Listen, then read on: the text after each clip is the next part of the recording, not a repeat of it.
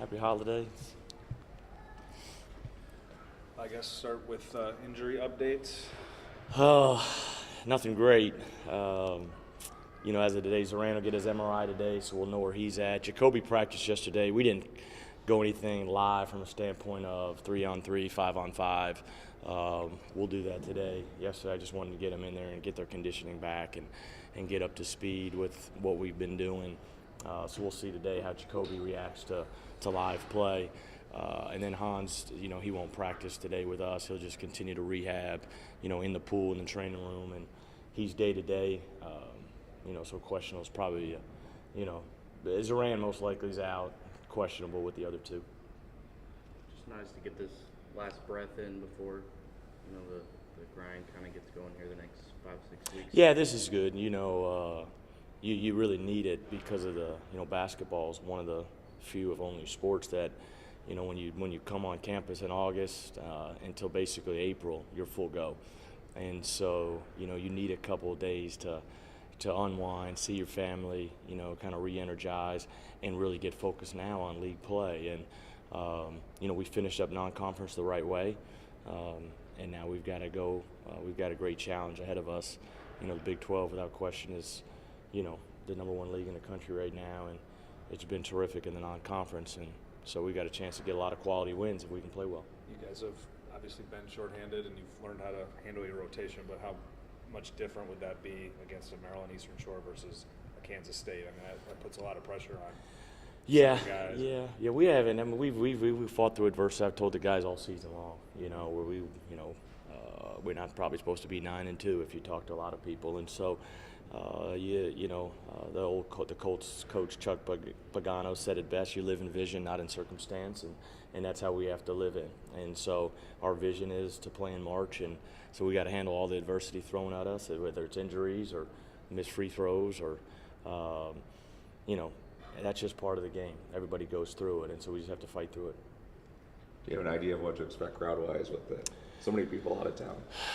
Yeah. I mean, the Liberty Bowl can only seat so many people. I think the stadium only seats 50,000 if I'm right, and half's going to be Iowa State and half's going to be Memphis, or maybe 60-40, whatever it may be. And so I think there'll be 14,000 that can find their way to Hilton. And so, the one thing, I'll tweet out later in this week or maybe tomorrow, really, because we play Friday, is, if you did go to Liberty Bowl, just make sure your tickets are being used. Give them away, raffle them off, whatever you got to do, but just to make sure people are in the seats. Because every ticket's sold, from what I was told, and so that's a good thing. Now, and so everybody, I'm sure if they're not using them, they're giving them to somebody. There's a million Cyclone fans out there, and this is a great opportunity for other fans to get in there to Hilton and see a high-level game. You said Zoran was probably unlikely to play Friday. Is that just a timetable thing, or have you guys gotten news? No, it's just the MRI. They'll know today. They'll get it today, and it's just I just don't think in one day he'll be ready to play in a game after not doing anything, because conditioning-wise, you're looking at him too with his injury. Jacoby's at least running around a little bit now, conditioning and just kind of getting back up to speed. And so I wouldn't foresee Zoran. I would think it wouldn't be maybe until Oklahoma State. If he gets a good bill of health today, it probably wouldn't be until Oklahoma State where you're really seriously looking at him getting out there.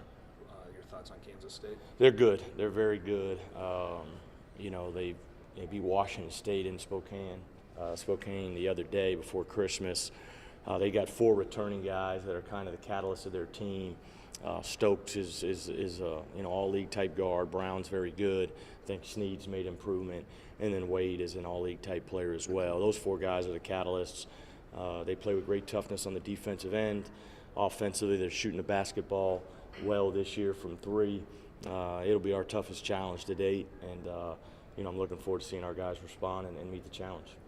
There's always very little margin for error in the Big 12, but you look at this, there's probably 7-8 teams, maybe more, that are looking at the NCAA tournament as a realistic possibility.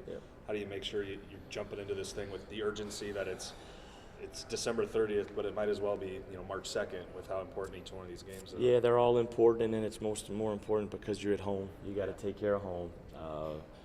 I think we've put ourselves in a position, like I said, in the non-conference, that if we can handle ourselves well in the Big 12 and win, take care of home and steal a few on the road, that we'll have an opportunity. This league could get 8 in this year. When you really seriously look at it, you could get 8 in. You may get a team in at 8 and 10. 9 and 9 probably for sure get you in. And so it's one game at a time. It's K-State. It's a home game. The environment will be great, and we've got to play well. You got to play well in the Big 12, home or road, to win. And you can play well and get beat in this league. And so, but they're all usually close games. You look at our game here against K-State. We're up 20 at half, and we win in the last minute. And so that's the thing about K-State. They do a great job. They just keep playing. They keep playing. They keep playing with great toughness and good energy. And so we've got to match that. I know you're one game at a time, but you mentioned how important it is to win at home.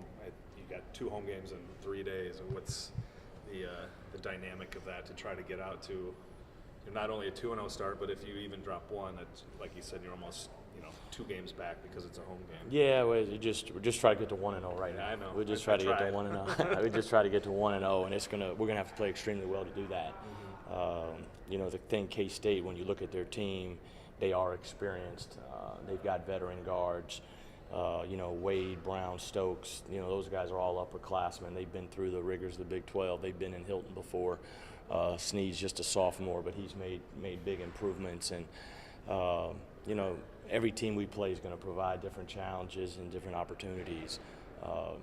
But with that comes opportunities for great wins on our part. And so we're looking forward to it. We got to have 2 more good days of prep.